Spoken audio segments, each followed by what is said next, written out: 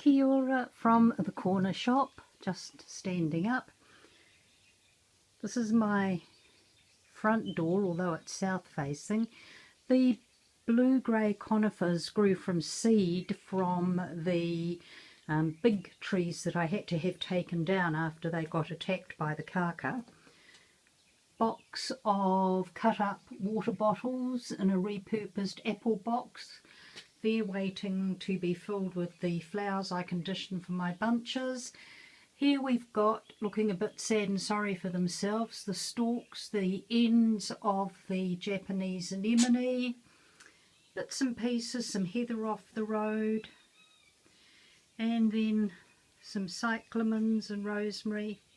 This is really what I want to show you. This is the side of the house, and I was just looking at it today.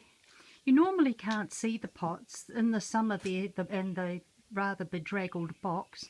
They're hidden behind the really tall greenery of the Japanese anemone, and then all the beautiful white waving anemone flowers. But I've got this, well, I suppose really to disguise the downpipe. It's one of those beautiful fragrant white Star Jasmine. It's grown from a cutting from a house down at the bottom of the hill.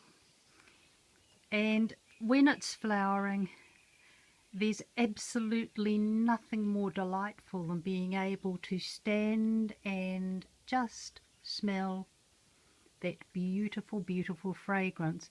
It's looking a bit midwinter and give me a feed, it says.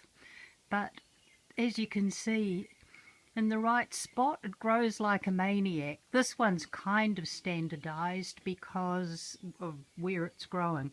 I suspect the roots have gone through the pot into the garden. That little terracotta tub that's there, well, that's on the drain. Who wants a drain by their front door? Not me.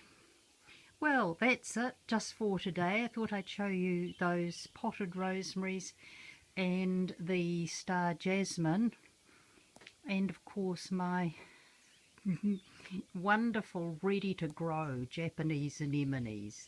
Wherever you are, be safe. Arohanui Kia Kaha from the corner shop.